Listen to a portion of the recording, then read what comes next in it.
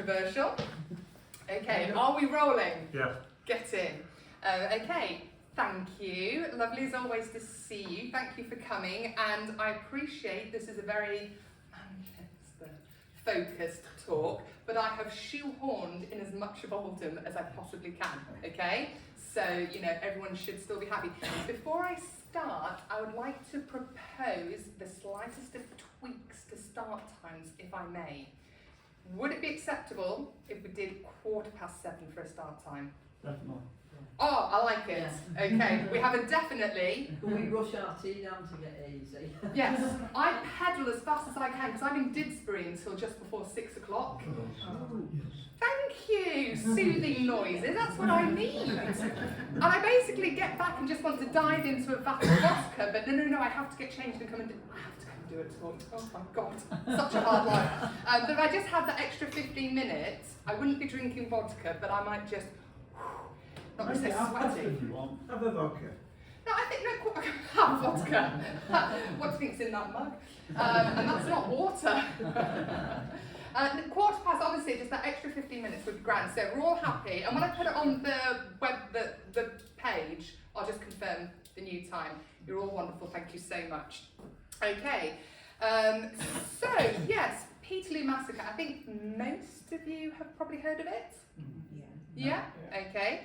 We may have heard of it. By the end of this talk, by 8 o'clock, you are going to know a lot more about it. Honestly, it's so fascinating, and it is, you know, I think most people living in and around Manchester will be vaguely aware of this thing called the Peterloo Massacre.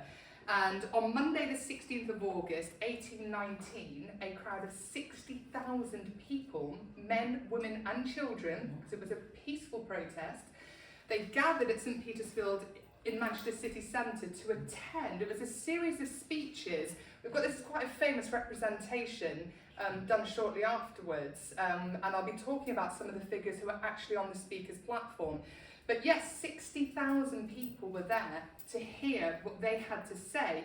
These were some of the most famous radicals and dissenters of the day, and they wanted to force the government to listen to their calls for political equality. The early 19th century was quite a turbulent time. There was great economic disparity. There was a lot of discontent, and the meeting at St Petersfield was intended to address those issues and draw the government's attention to the sheer volume and number of voices who were demanding change.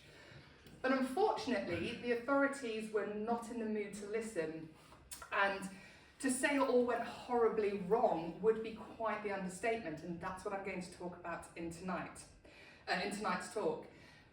And so there were various reasons that led to August the 16th, 1819, and the events that unfolded. But there were two, from my research, two main reasons, and I'm going to give you the background. So believe it or not, the first reason was the French Revolution. Who's French? They've got a lot to answer for. And the second thing is something I've covered in various talks before, but the lack of parliamentary representation and just how angry people were about this. So, starting with the French Revolution, and I really am going to do my best to nutshell it, because I mean, that's, I could do a whole talk about that. You could do several talks. So I'm going to touch on the bit that I, see as leading to Peterloo. The French Revolution began in 1789, which saw the overthrow of the French monarchy, the rise of republicanism, and crucially, the rise of this man, one Napoleon Bonaparte.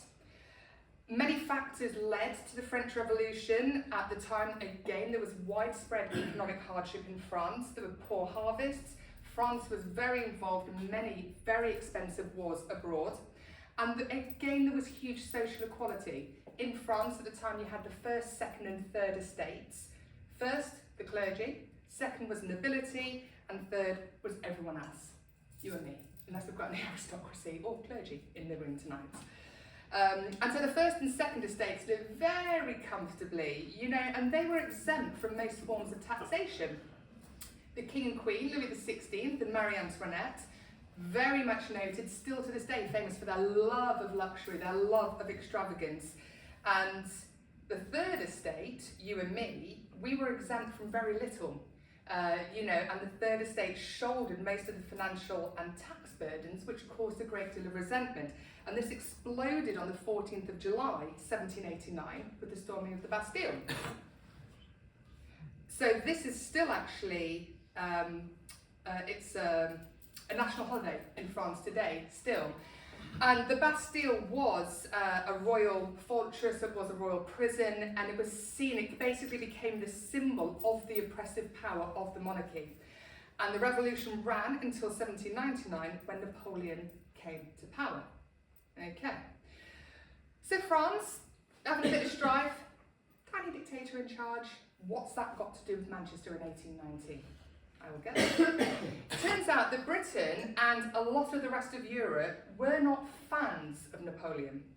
He embarked on a series of really aggressive expansionist policies, taking much of northern Italy. He pushed into the Rhineland, he annexed many German territories.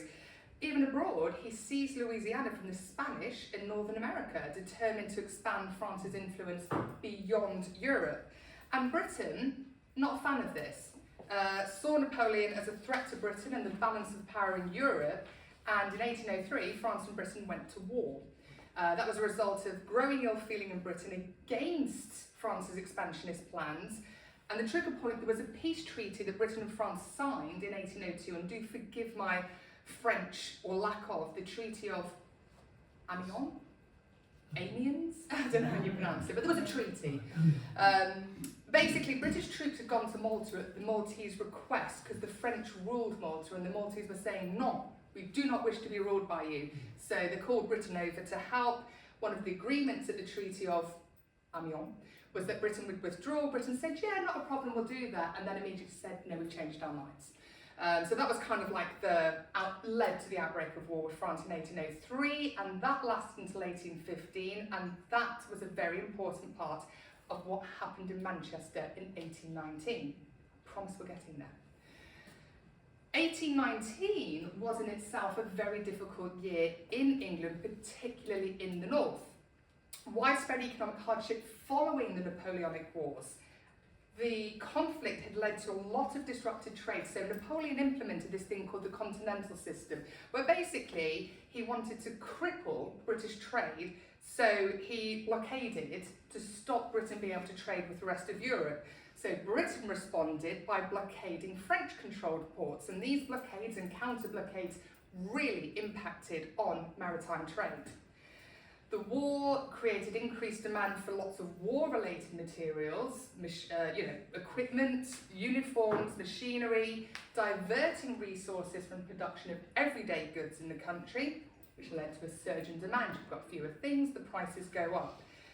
Men have gone off to join the military, so women are doing their best, filling their roles, but of course it's the women who've got, 15 kids at home and elderly parents that they need to look after, so that impacted on production. All this led to a shortage of goods, and what goods were available were more expensive.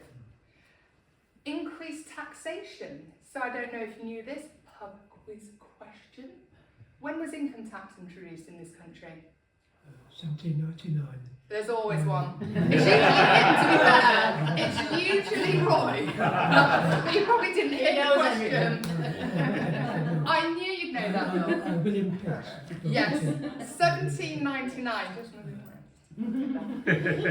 Well, I'm an accountant, so that's one of the things I learned. Oh, fair enough. And why was it introduced, Bill? It was temporary. It was supposed to be a temporary measure. Yes. In order to, I don't know. You carry on. Back to you now, Kelly. On to for the war. Yes, you're absolutely right. It was allegedly a temporary measure to fund this. So 1799, William Pitt the Younger, he introduced this income tax to pay for weapons and all the shenanigans needed in preparation for the war. So there's fewer goods, what is available is more expensive, people have less money, and now what little they do have, they're paying income tax on. Okay, it's just like this cauldron bubbling away. Income tax was repealed in 1816 and reintroduced in 1842 and has remained in force ever since. But this I did not know. it is still considered a temporary tax. The government has to renew it every year. It's still a temporary tax. So I say we rise up Yes. and say no. Okay? Forget being cross about council tax. Income tax, it's a temporary measure, bud. Here. Oh, that's not political. So yeah, lots of issues. And then you compound that with parliamentary issues, okay? We can't blame it all on the French, okay? It wasn't just their fault, indirectly. You know, Manchester at this time had a population of 130,000 people and no MPs. Oldham had no MPs. I mean, to be fair, had a population of about 26,000, but still, the whole of Lancashire had 2 MPs at this time, okay? It wasn't until the 1832 Reform Act, which opened things up more for men. You know, men didn't have to necessarily own property. They could be tenants if they had such and such an amount of money, or the property was worth X amount. But that was 1832. In 1819, people didn't know that was going to be happening. And people were furious about it. They wanted their voices to heard. People wanted laws and policies that reflected them, their needs, their interests. Parliament to be more answerable to the people and to have a say in how public money is raised, how it's spent. They wanted equality, they wanted democratic reform, and basically they wanted the government to represent more than just the wealthiest in society, okay? And in the early 19th century, there were growing numbers of voices clamouring to be heard, and there were few more well-known or outspoken than one Henry Hunt, who featured very heavily in the lead-up to and Peterloo. So like I said, this representation, I believe that's Henry in the middle. Very, very famous man. So born in Wiltshire, that's a portrait of him. I think he's quite dashing, if I'm honest. I mean, he's been dead a long time. Born in Wiltshire in 1773, he was a farmer and a pioneer of working class radicalism. He was a supporter of the working class, advocated parliamentary reform big time, and a fierce opponent of the Corn Laws. I think, again, most of us will have heard of those. There's the most manifestly awful set of laws that were enforced between 1816 and 1846 to protect British landowners, the wealthy, British farmers, by basically making imported grain more expensive by imposing really high tariffs on them. And this was supposed to keep the cost of British corn high to have more profits for the landowners and farmers. But for the working class, for whom bread was an absolute staple, this was tragic. They've got less money, and the money they've got, they're being taxed on. And now they have to pay more for an absolute staple piece of food. And the laws were repealed in 1846, and Henry was a massive campaigner against them. So he was a radical speaker, a political agitator, favoured mass pressure as a form of process, so he would address large clouds, you, large crowds, agitating for political reform. He wanted to show the government the extent of discontent. He wanted to make them hear their voices. And he figured if I put enough pressure on the government, they're going to listen to the demands for political reform and do something. And he was very skilled at public speaking. He probably didn't say clouds when he meant crowds, I would imagine. And his nickname was Orator Hunt. No one calls me Orator Anderson, for very good reason. So Orator Hunt, such was his skill, but far from listening to him, his talent and his public meetings basically made him public enemy number one as far as authorities were concerned. They viewed him as an absolute threat to established order. And he wanted political reform. He was also the first member of Parliament who advocated for women's suffrage. He became the MP for Preston in 1830, presented a petition to Parliament in 1832 demanding this, which was met with laughter and derision. Perish the thought, women voting, what next? And he wanted annual parliaments. I mean, at this time, Parliament more or less met on an annual basis, but that wasn't set in stone that that would happen. And it could be dissolved, prorogued, at the whim of the monarch at any time if they didn't like what was being debated or which way the political wind was blowing, and Henry was like, well, no, we need it annual, we need it for a fixed period of time so we can get the right things discussed, not just, oh, I don't like that, everyone go back to your country estates for the next 6 months. And in 1819, he was invited to speak at Peterloo by the Patriotic Union Society. And although there were other speakers, and I'm going to cover a couple of those, he was absolutely the main attraction, and he was sure to draw a huge crowd. So other speakers, John Knight. Anyone heard of him? You're going to like him. So he was due to give a speech, born in 1762 or 1763. He was from Oldham. I told you. But I'm going to give you a disclaimer. I did a lot of research on John Knight. Wow, he is a firecracker. And almost every source says he was born in Oldham, Saddleworth, somewhere on Saddleworth. However, Mosley claim him. Now, Mosley claimed the first fish and chip shop, remember, from another talk I've done. So they have form, as far as I'm concerned, for trying to steal some of Oldham's thunder. And I'm going to come back to that because I couldn't really find any references that say he was born in Mosley. Mosley don't care about that, and I will come back to that. So after his father's death, John ran the family mill along with his brother. He grew increasingly unhappy with the lack of political equality, and he set up a bookshop in Oldham, which dealt in radical literature, and that drew him to the attention of local authorities. In 1794, he attended a meeting in Royton, which aimed to petition the King, George III, for parliamentary reform. As can often happen at these type of meetings, one thing led to another. Believe there might have been fisticuffs, and they were broken up by local army recruits, and John and his brother William were arrested.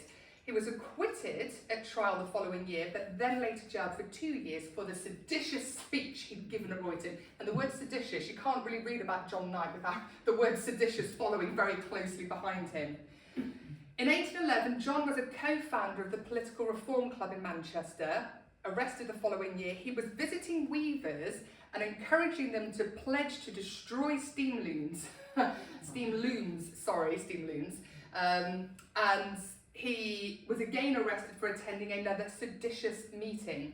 12 weeks in jail, then he was acquitted. 1817, he was part of a demonstration in Bent Green demanding parliamentary reform, the repeal of the Corn Laws. Arrested, served 11 months in prison.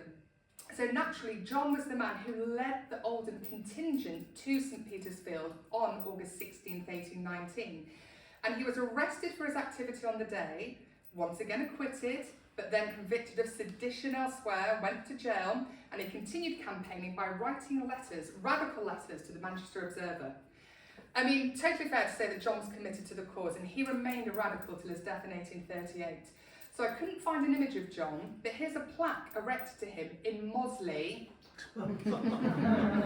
John Knight, thorn in the side of the establishment. I mean, I want a blue plaque that says I was a thorn in the side of the establishment. Come on, that's cool. But yes, so born at Quickwood, Roughtown, which is a Mosley area, and later arrested St George's Parish Church in Mosley, local and national hero, periods of loss of his personal freedom. You know, it mentions obviously he was at St Petersfield. So yeah, Mosley, as far as they're concerned, is one of theirs, but I'm not so convinced. But they do have a really cool plaque to him, thorn in the side of the establishment. I'll take that. So yes, that is John Knight. Another radical, we've got Richard Carlisle. Again, another rather dashing looking chap, great curls. He's from Devon, so there's some really cool stuff.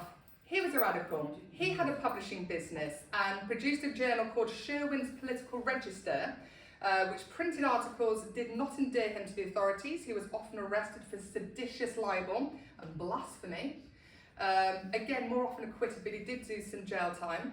He was a fervent admirer of Thomas Paine, the English-born American founding father, who was a great revolutionist, fought for republicanism, and his writings really inspired people to fight for their rights. So much so that he named his son Thomas Paine, and when that son died in infancy, he named his next son Thomas Paine. So real commitment to the cause there.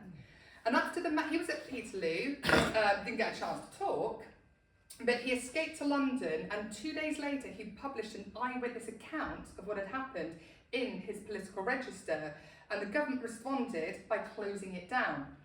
He set up a new publication, The Republican, and wrote in this, demanding that those responsible for the murders in Manchester, should be brought to justice. He also wrote that the retaliation was a duty and revenge was an act of justice. Far too much for the government. He was arrested. He was arrested in varying offences, but part of it was for publishing material that might encourage people to hate the government, which I don't think would have taken too much, to be honest. He was jailed for 3 years, but when he was in jail, he still wrote articles for The Republican, which his wife Jane ran in his absence. So she's still running the journal, printing his seditious libel, until she too was arrested, and she went to jail for 2 years. Her place was taken by Richard's sister Mary. Within 6 months, she was arrested and imprisoned for the same offence. This process was repeated with 8 of his shop workers. They all took over publication until they were arrested, sent to jail, then the next one took over, and over 150 men and women went to prison for selling The Republican. He was jailed again in 1831, supporting agricultural labourers who were campaigning against wage cuts, and he advised strikers to regard themselves as being at war with the government. So, I mean, he didn't mince his words, but I suppose you couldn't really. And he died in 1842, another radical until his last breath. Okay, so the last speaker I'd like to talk about, who was due to speak at Peterloo, is a lady, I don't know how it's pronounced. Mary, is it Fildes or Fielders? Fildes? Fildes? Yeah. Fildes, okay. Mary Fildes, thank you. So Mary was born in Ireland between 1789 and 1792, and she was a radical, I find her very interesting, not only for being here, but, she was a woman at a time when it was actually much more difficult for women to be speaking out about anything, really. She was the president of the Manchester Female Reform Society, which was founded in July 1819, and because of her, she was president. That's why she was invited to talk at St Peter's Field. And the society was set up to spread democratic ideals amongst women, and within its first week, it had over 1,000 members.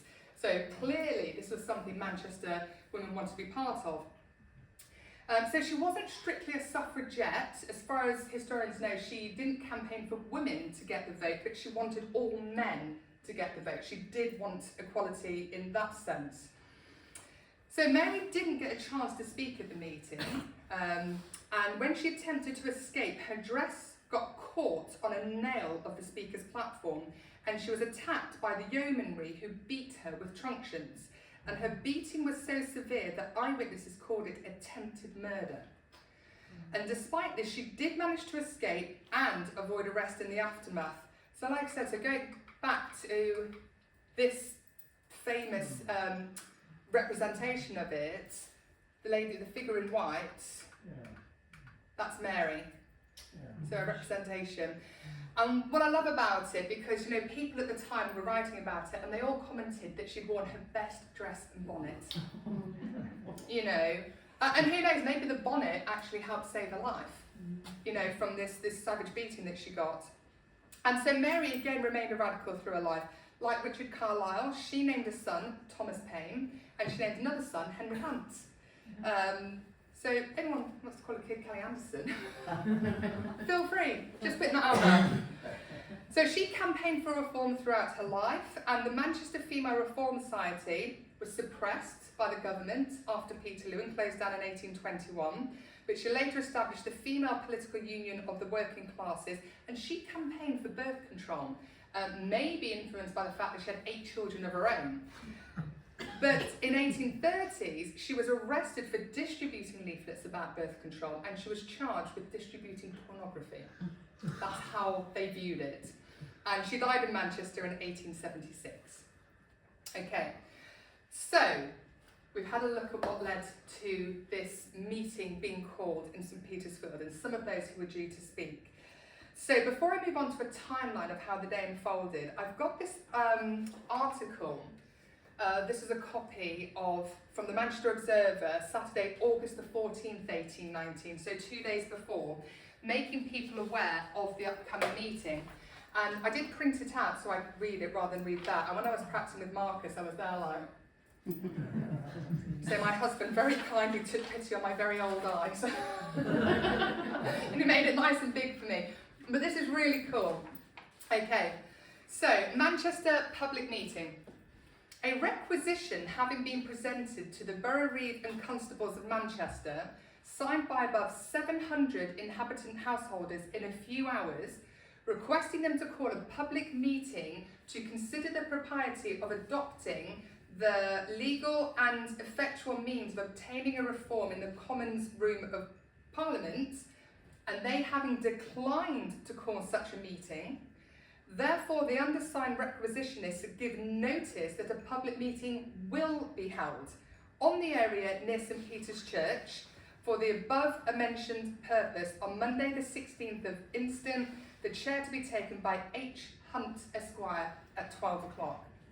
So we've asked the authorities to call a meeting to discuss parliamentary reform. The authorities have said no. We will have that meeting. And they've got all these names attached who are supporting this, and I think that's absolutely fantastic. So, what happened on the day then? So, at 8 AM, people started to assemble. Bolton, Bury, Hayward, Rochdale, Middleton, Oldham, Saddleworth, Leeds, Stalybridge, Stockport, lots of people, and they were all marching to St Peter's Field. At 9 AM, Manchester magistrates, because obviously they knew this meeting was going to take place, and they were like, people want to keep an eye on what's going on there. How many? So they gathered at the Star Inn on Deansgate, sadly no longer there, demolished in 1908. Now, at 11 AM, the magistrates moved to Mr Buxton's house, 6 Mount Street. So Edmund Buxton, the owner of the house, was not involved in the planning or the execution of the massacre. He had nothing to do with it, but his house was kind of requisitioned to serve as a vantage point for the authorities. So at around 11, the first demonstrators started to arrive. So Mount Street, 6 Mount Street, so if you know the Midland Hotel, if you know where the staff entrance is, well, I don't, but wherever it is, here's a postcard, shortly after it was erected in 1898. Wherever the staff enter, that is pretty much where 6 Mount Street was. And when I'm next in Manchester, I'm going to be walking around the Midland going, where do I go? If you were employing me, where would you send me? So that's any excuse to have a photo of the Midland or a postcard. This slide, so this is a plan of Peterloo. So as we can see, this is Mount Street here. Okay, so that's St Peter's Field, and this, just because this doesn't... It does. Can you see a red... Yeah. Can anyone else see a red dot? Or is it just... No. Anyway, here, this was the hustings. This is where the speaker's platform was, okay? And so you can see from Mount Street, they've got a really... Oh, sorry, this side of Mount Street, they've got a really good view of what's going to be going on. And this bit here is where the people were gathering, starting to arrive from about 11 o'clock. And then we've got this, so I've dropped the pin pretty much where 6 Mount Street was, sort of where got the Midland there. So so it's just to give you an idea, because I always thought that this had happened in St Peter's Square. I just obviously misunderstood something 20 years ago, but it wasn't, it was to that side of it. Okey-doke. So around about 11:30, up to 3,000 special constables arrive, and they form a line between the hustings and where the house that the magistrates are in, so kind of round there. 12 o'clock, Oldham arrives. Oi, oi, we're here. What's happening? Yeah, Oldham contingent, led by John Knight. And at 1:15, Henry Hunt's procession arrives. Richard Owen, a local resident in Manchester, along with others, signed an affidavit that declared they believed the town to be in danger, justifying the arrest of speakers at the meeting. And so magistrates at 1:15 issued a warrant for Hunt's arrest. 5 minutes later, Hunt begins his speech, so he starts to talk, and the infantry moves to Dickinson Street, just up there, blocking off the exit to the town centre. So now we've got sort of 60,000 people kind of hemmed in, and we've got an awful lot of special constables, we've got the yeomanry. Basically, we've got armed men on horseback ready to do what needs to be done. So the magistrates at this time claim that they read the Riot Act, but there is not one witness from the time who said they heard the Riot Act being read. And, you know, there's 60,000 people there. No one heard this Riot Act being read, which obviously caused people to disperse.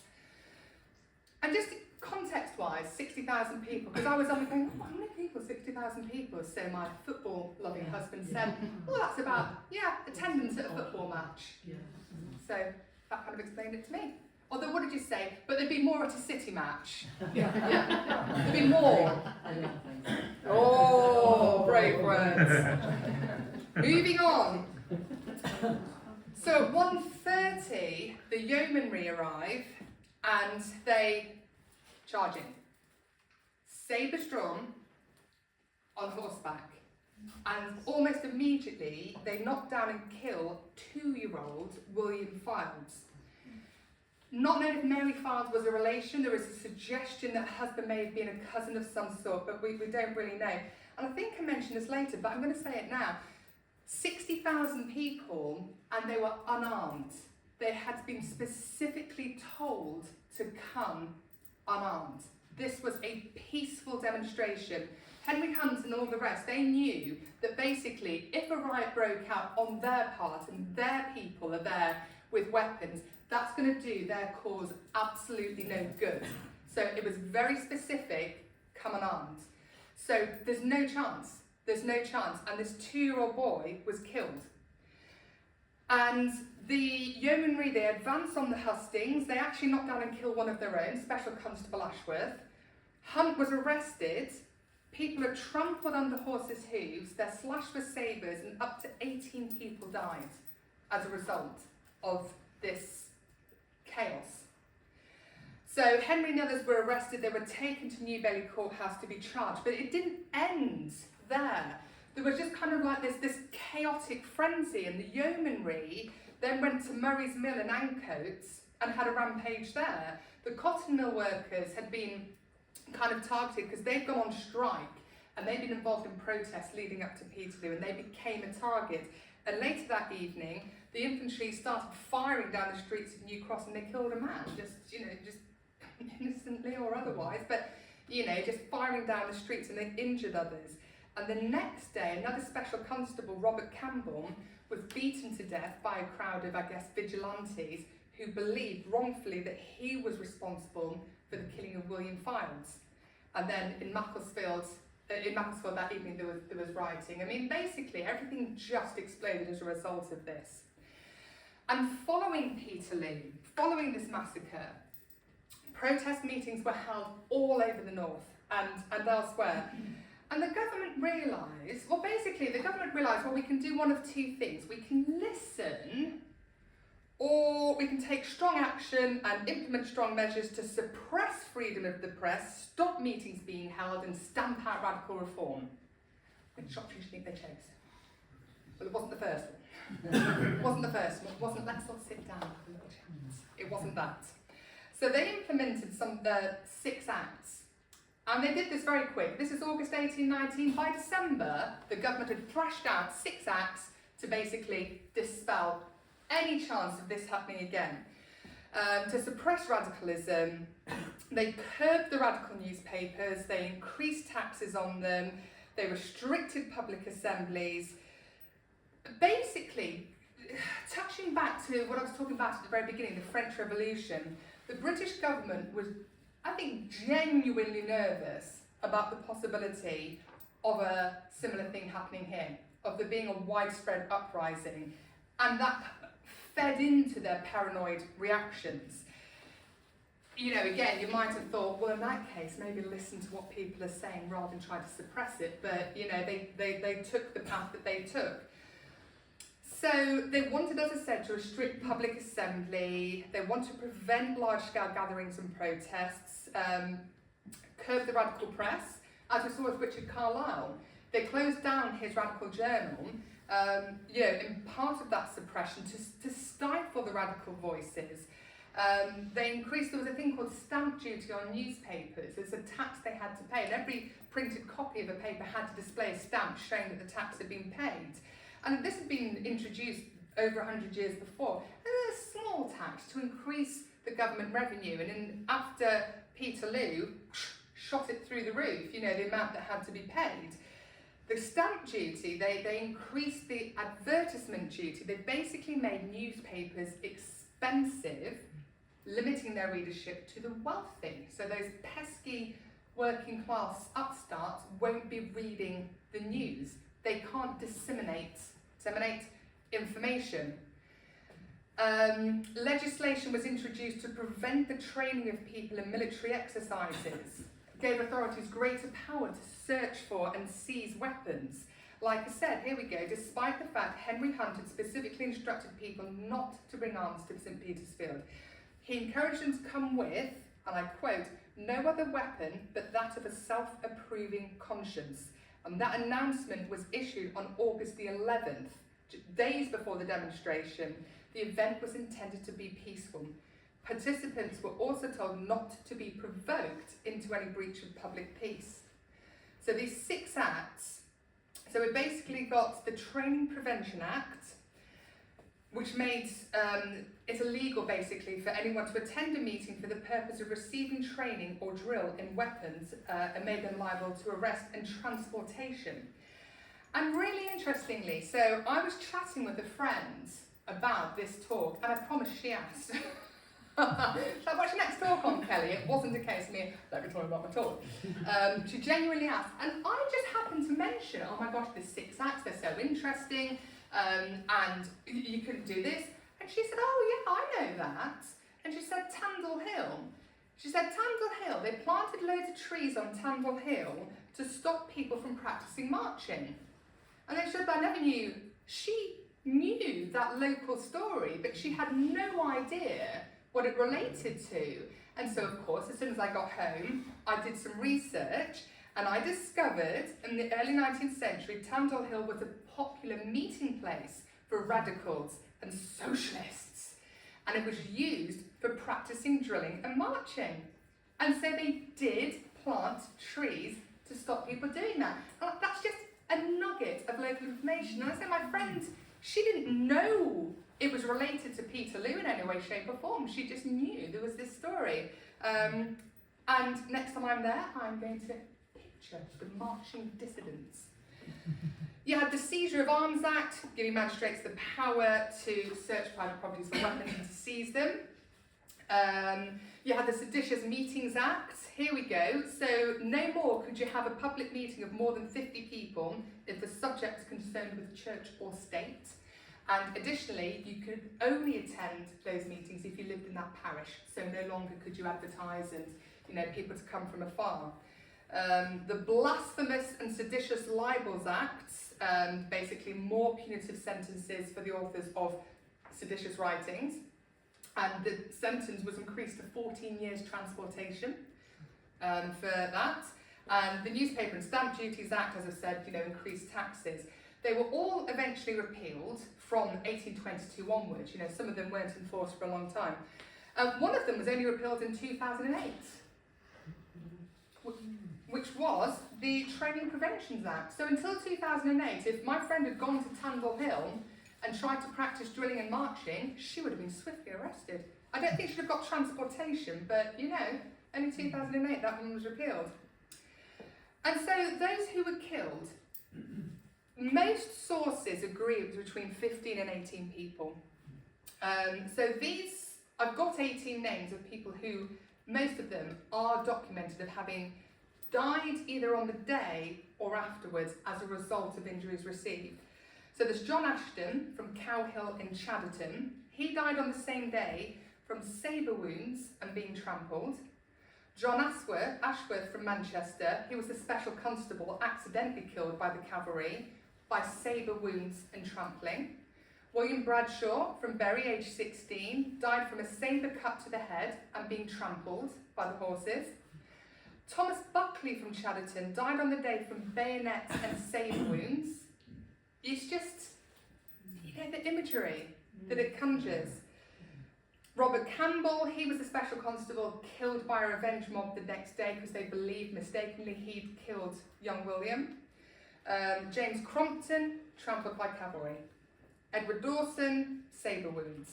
Margaret Downs, sabre wounds. William Evans, trampled. William Files, 2 years old, ridden over by a cavalry horse. Mary Hayes, she was trampled by cavalry. She died and she was pregnant. Her baby died as well from being trampled. Sarah Jones from Salford, she died from injuries after being beaten on the head by truncheons.